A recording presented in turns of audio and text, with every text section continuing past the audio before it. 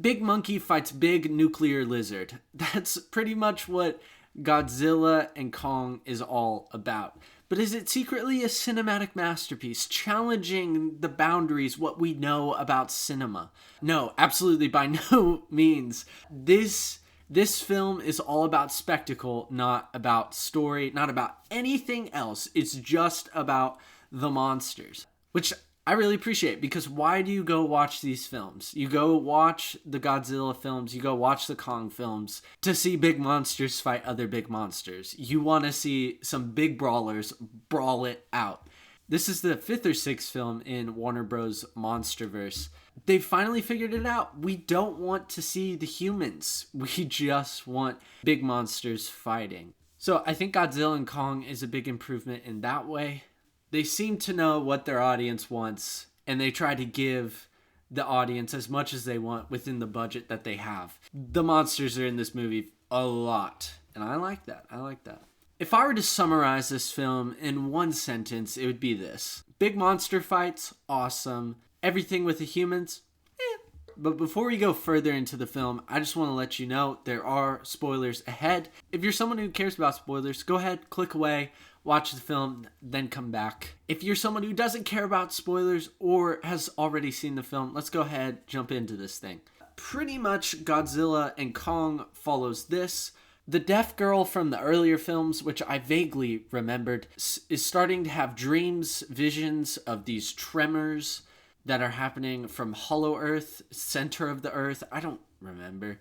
Godzilla is also sensing this vibe change, and so he's starting to attack nuclear power plants and other titans to gain power to face this threat, whatever it may be. All while that's going on, Kong is feeling really lonely in the center of the Earth and gets a little toothache, so decides to pop up to the surface to go see a titan dentist. Yes, that's a thing. Guys, if you haven't already, turn your brain off for this film. I mean, you're gonna have to enjoy it, you know?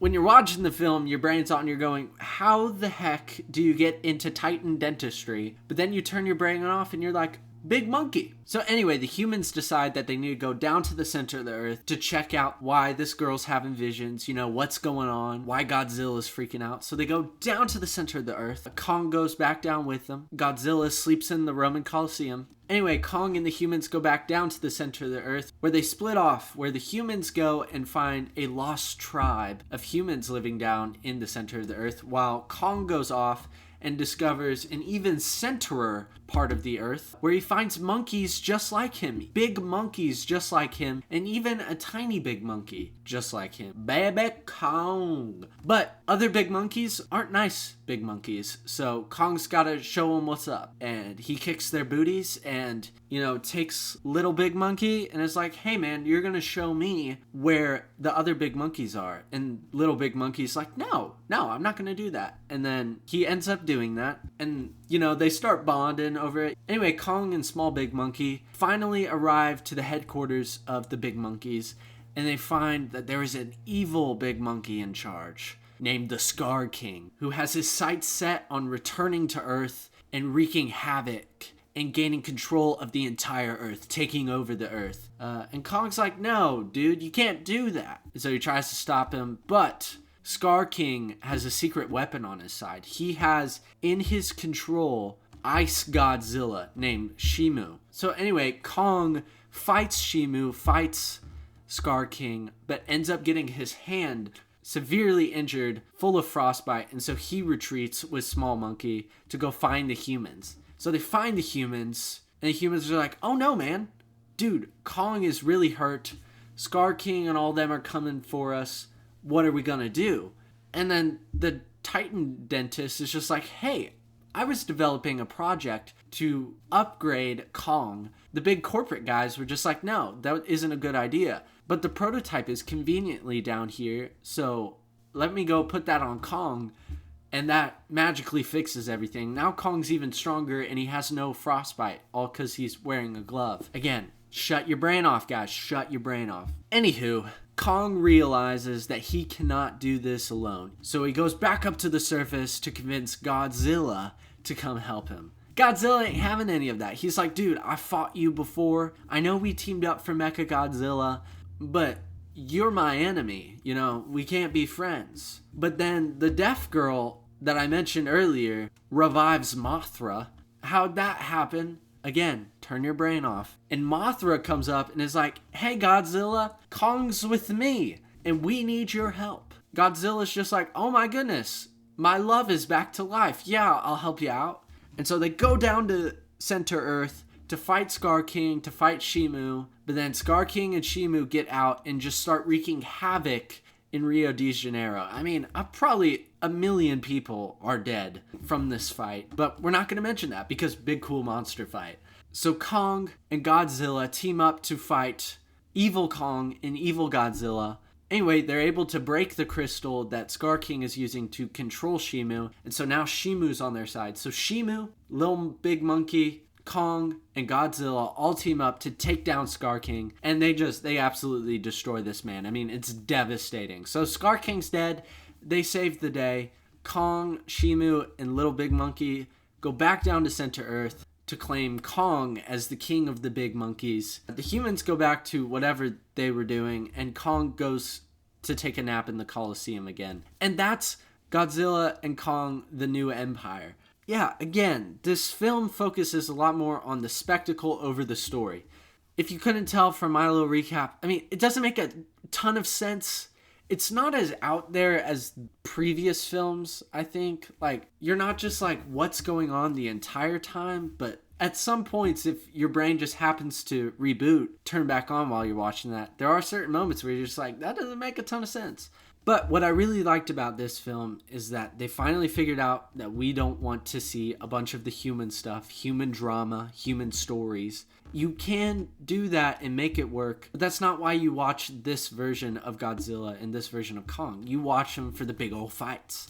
And so I think they figured that out. And so we spent so much more time with Kong and Godzilla in this film, but we spent a lot more time with the Titans, which I really appreciated. Kong feels like the main character here, which I really enjoyed. I like Kong, but Godzilla feels a lot more like a big cameo. I do wish we spent a little more time with Godzilla, but I did enjoy that they humanized the Titans a little bit more. You know, showing Godzilla taking naps, like curling up in the Coliseum. I was like, oh, my boy's sleepy. My boy takes naps too. Kong with having to go to the dentist. I did not think I would ever see a Titan have to go to the dentist, but he does. Having that kind of older brother, maybe father relationship with the little monkey. I mean, it's just stuff like that. You start feeling like these Titans are more characters and not just vessels for big old fight sequences. Although they are that, this film did a good job making them feel more like characters. Good job, Warner Bros. I really like that. I thought the villain, the Scar King, was really cool. You know, having him be less gorilla and more like orangutan, ape, I thought was really cool. But I will say, compared to other threats that Godzilla and Kong have faced, it's hard to justify them teaming up to bring him down. I know that he has Shimu, and that kind of helped with the whole thing, but he in and of himself does not feel like a big enough threat. I feel like Kong by himself could take down this threat if it wasn't for Shimu. But I think other than that, I really enjoyed the villain. Loved the Kong little monkey relationship. That was a nice touch that I wasn't expecting. Like I expected to like the little monkey, but I didn't expect it to be anything more than a little marketing ploy, a little way of selling more toys. The humans, as I said at the very beginning of this review, they're right. I did appreciate that they don't do a ton here, but also at the same time, they didn't do a ton in this film. They sometimes feel pointless unless they're helping Kong or freeing Mothra. Like, they feel very unimportant, which I think for the most part is a good thing, but in terms of them as characters themselves is not a great thing. I did enjoy Dan Stevens' inclusion. I thought he was definitely an improvement to the human side. I thought he was not only a cool character, but he was also a decent bit of comic relief. I thought him and the conspiracy theorist guy, their kind of interactions were pretty funny.